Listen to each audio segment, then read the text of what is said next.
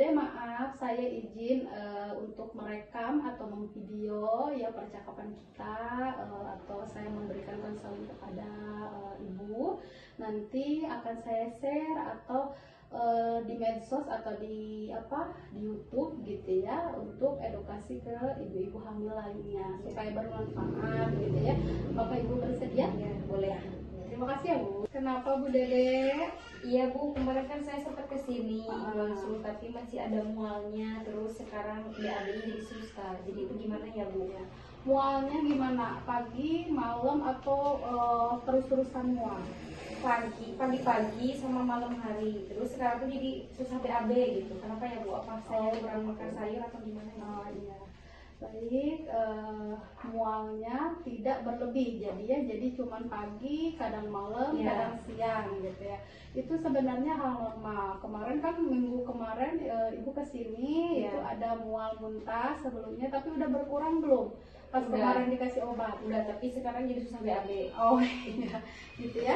Jadi itu hal normal Bu ya. Jadi namanya fisiologis gitu ya, untuk trimester pertama dalam kehamilan biasanya suka ada mual muntah, tapi ada yang paling namanya morning sickness gitu. Nah, untuk mengatasinya gimana Bu? Jadi makannya sedikit tapi sering. Ibu makan masuk nggak?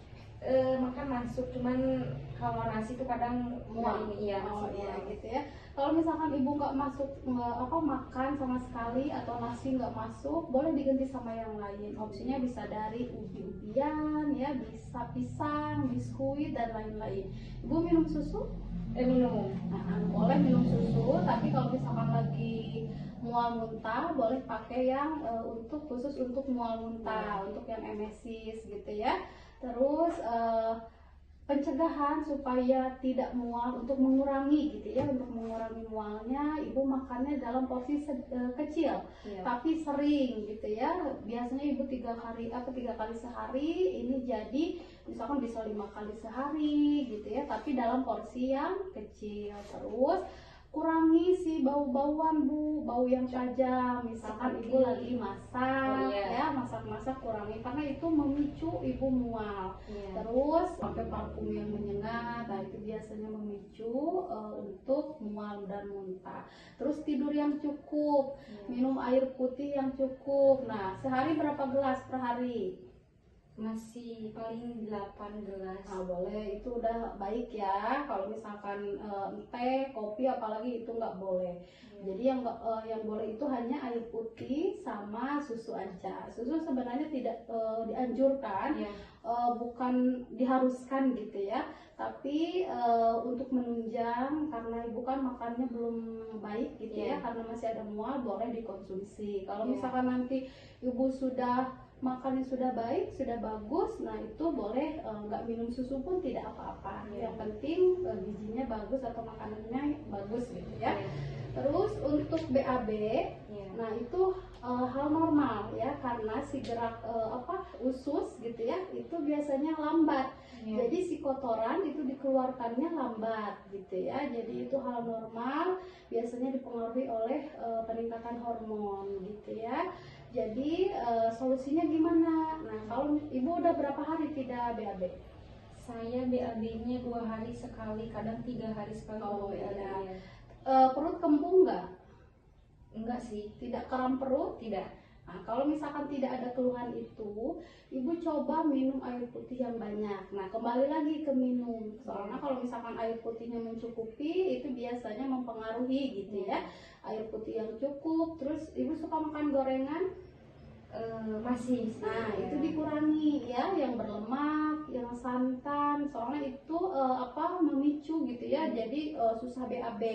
Jadi ibu harus banyak minum air putih, kurangi yang digoreng-goreng ya, santan-santan, yang pedas yang pedas masih ya, dikurangi untuk sekarang.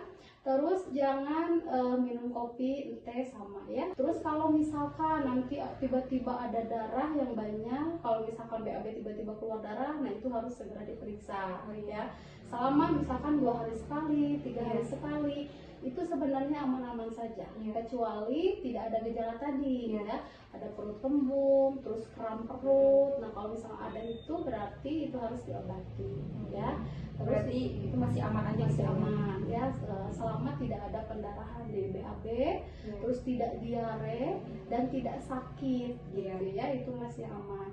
Jadi yang harus dikonsumsi pada saat susah BAB atau trimester pertama kehamilan itu, ibu harus makan sayuran, sayuran yang lebih gitu ya, terus buah-buahan, terus biji-bijian ya gitu. Jadi protein pun bagus, tempe tahu boleh, telur boleh, cuman untuk daging untuk dikurangi ya, seperti daging merah. Nah itu untuk dikurangi, jangan terlalu banyak karena biasanya itu malah susah BAB ya, jadi untuk dikurangi buah-buahan aja yang banyak gitu.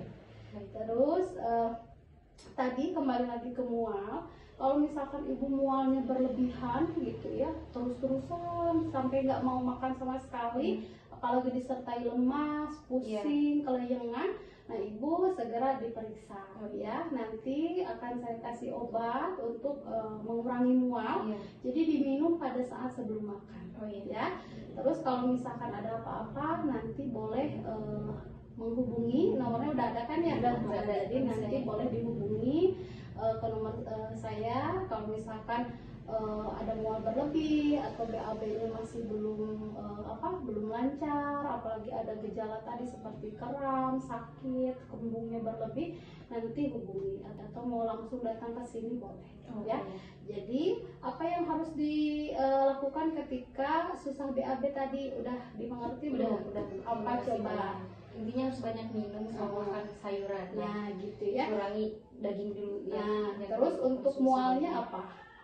Untuk mualnya tadi menghindari itu yang uangnya yang masak yang parfum ya, parfum yang bau tajam. Nah itu karena mengundang mual ya, jadi untuk mengurangi rasa mual ya gitu. Tapi kalau misalkan itu namanya morning sickness, jadi pagi-pagi biasanya kan yang berlebih. Nah kalau misalkan mualnya berlebih, nah itu udah namanya hiperemesis, jadi kelebihan, jadi mual muntah yang berat gitu ya. Nah kalau misalkan udah begitu tidak masuk apa-apa, terus minum muntah lagi, nah itu perlu perawatan atau perlu ke dokter gitu ya.